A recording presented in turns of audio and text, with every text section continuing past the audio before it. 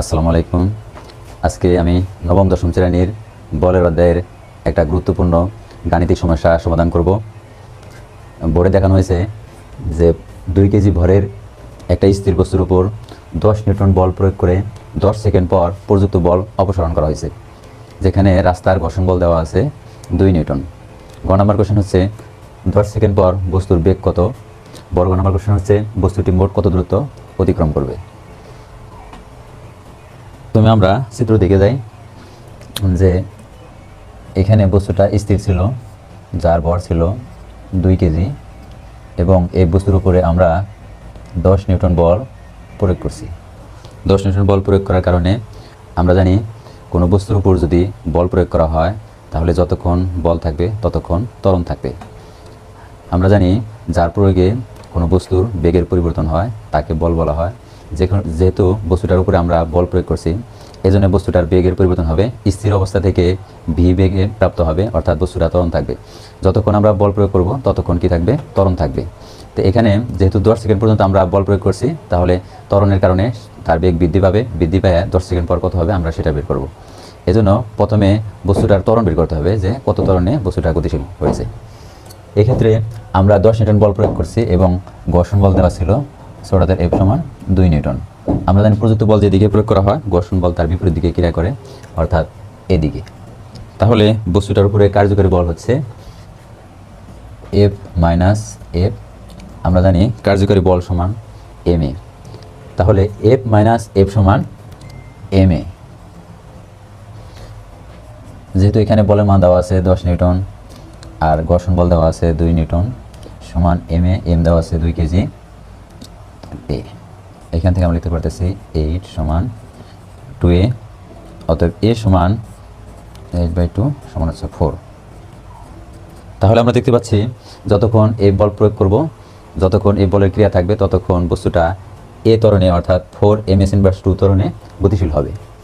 যেহেতু আমরা 10 সেকেন্ড বল প্রয়োগ করার পরে বলটা অপসারণ করছি, তাহলে 10 সেকেন্ড পর বস্তুর বেগ হবে v সমান u প্লাস at। প্রাথমিক অবস্থায় বল যেহেতু প্রয়োগ করছিলাম না, তখন বস্তুটার বেগ ছিল স্থির, এই জন্য ইউ হচ্ছে 0, এ হচ্ছে 4, টি হচ্ছে 10 সেকেন্ড সমান হচ্ছে 40 মিটার পার সেকেন্ড। তাহলে আমরা পেয়ে গেলাম 10 সেকেন্ড পরে বস্তুটার বেগ হবে 40 মিটার পার সেকেন্ড। আমরা ধরে নেই 10 সেকেন্ড পর বস্তুটা এই পর্যন্ত দ্রুত অতিক্রম করছে, অর্থাৎ এখান থেকে এই পর্যন্ত এ সমান পথ অতিক্রম করছে। তারপর আমরা প্রযুক্ত বলটা কী করছি? অপসারণ করছি। এবং এখানে এই পর্যন্ত এখানে আসার পরে তার বেগটা হয়েছে v সমান 40 মিটার পার সেকেন্ড। তারপর আমরা কী করছি? প্রযুক্ত বল অপসারণ করছি। যেহেতু প্রযুক্ত বল অপসারণ করছি, তাহলে আমরা নিউটনের গতিসূত্র থেকে পাই যে বল অপসারণ করলে স্থির বস্তু স্থির থাকে, গতিশীল বস্তু সমবেগে সমদ্রুতিতে চলতে থাকে। তাহলে বস্তুটা কিন্তু সমদ্রুতিতে চলার কথা, কিন্তু এখানে রাস্তার ঘর্ষণ দেওয়া আছে। রাস্তার ঘর্ষণ যদি না থাকতো তাহলে বস্তুটা আজীবন সমদ্রুতিতে চলতে থাকতো। যেহেতু রাস্তার ঘর্ষণ বল দেওয়া আছে, ঘর্ষণ বলের কারণে বস্তুটা ধীরে ধীরে কিছু দূর যাওয়ার পরে থেমে যাবে। আমরা ধরে নিলাম এখান থেকে এখানে যাওয়ার পরে বস্তুটা থেমে যাবে, অর্থাৎ এখানে এসে তার বেগটা হয়ে যাবে 0। তাহলে প্রাথমিক অবস্থায় বস্তুটা যে ত্বরণ পাইছিলাম আমরা a সমান 4 ms ইনভার্স 2।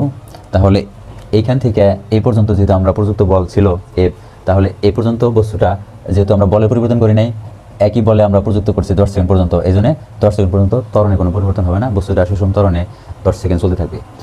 তাহলে 10 সেকেন্ড পর বস্তুটা মোট 10 সেকেন্ড পর বস্তুটি কত দূরত্ব অতিক্রম করলো আমরা এটা প্রথমে বের করি। তাহলে প্রথম 10 সেকেন্ডে বস্তুর অতিক্রান্ত দূরত্ব,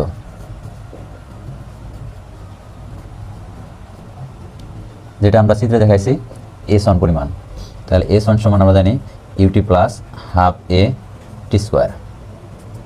তাহলে ইউ ছিল এখানে 0, 0-র সাথে কোনো কিছু গুণ করলে সেটা 0 হয়, প্লাস হাফ। আমরা গ নাম্বার কোশ্চেনে ত্বরণ পাইছি এ ছিল 4 আর টি তো 10 সেকেন্ড, এটা স্কোয়ার করলে আমরা এখানে পাইতেছি 2 × 4 আর 2 আর হচ্ছে 100, তার মানে 200 মিটার। তাহলে আমরা যে 10 সেকেন্ড প্রযুক্ত বল প্রয়োগ করছিলাম, সেক্ষেত্রে 10 সেকেন্ডে বস্তুটা s1 পথ অতিক্রম করছিল, s1 এর মান আমরা 200 মিটার পেয়ে গেলাম। এরপর আমরা কী করছি? প্রযুক্ত বল অপসারণ করছি। তাহলে এখানে যদি আর কোনো বল না থাকতো তাহলে বস্তুটা কিন্তু সমদ্রুতিতে চলতে থাকতো। যেহেতু এখানে রাস্তার ঘর্ষণ বল দেওয়া আছে এই F সমান 2 নিউটন, এই বলের কারণে বস্তুটার একটা মন্দন তৈরি হবে, মন্দন তৈরির কারণে বস্তুটা কী হবে, ধীরে ধীরে এক সময় থেমে যাবে। তাহলে এই মন্দনের মান কত আমরা এখন সেটা বের, তাহলে 10 সেকেন্ড পর এখানে এসে F0 হয়ে গেল, শুধুমাত্র ছোটদের F অর্থাৎ ঘর্ষণ বল রয়েছে, অর্থাৎ তাহলে কি ঘর্ষণ বলের কারণে সেখানে কি আছে, একটা মন্দন রয়েছে। মন্দন হইতেছে বেগ হ্রাসের হার, অর্থাৎ ধীরে ধীরে সে কি করবে, বেগ কমতে কমতে একটা নির্দিষ্ট দূরত্বে আসার পরে সেটা থেমে যাবে। আমরা ধরে নিলাম যে এখান থেকে এটুকু S2 পথ অতিক্রম করার পরে থেমে গেছে, তাহলে আমরা S2 বাই করবো। তো S2 ক্ষেত্রে আমরা জানি S2 সমান ut প্লাস হাফ এটি স্কোয়ার, কিন্তু এখানে তো সময় দেওয়া নাই, কাজে এই সূত্র এখানে বসাইলে হবে না।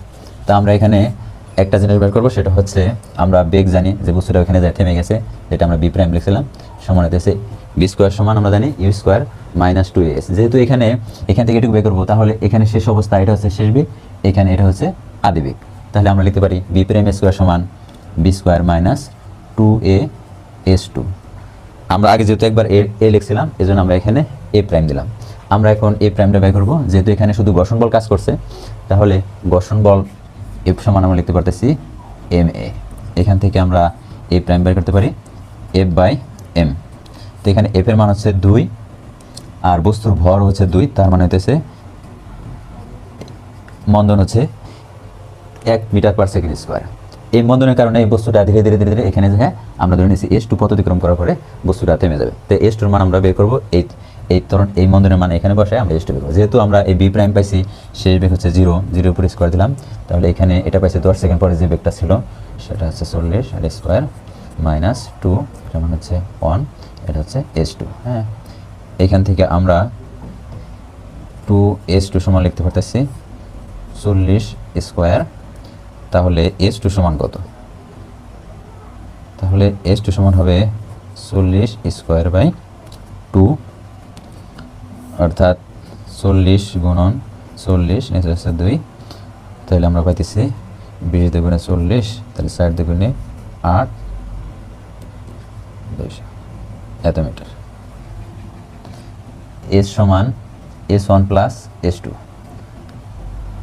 আগে আমরা S1 পাইছিলাম 200 মিটার, আর এখানে S2 পাইছি 800 মিটার, তার মানে 1000 মিটার পথ অতিক্রম করার পরে বস্তুটা কী হবে, থেমে যাবে। তাহলে আমরা অ্যান্সারটা পেয়ে গেলাম, গাণিতিক সমস্যাটা সমাধান করলাম। আশা করি আপনারা সকলে বুঝতে পারছেন। এতক্ষণ আমাদের সাথে থাকার জন্য ধন্যবাদ। পরবর্তী ভিডিও দেখার জন্য আমন্ত্রণ রইল। আসসালামু আলাইকুম।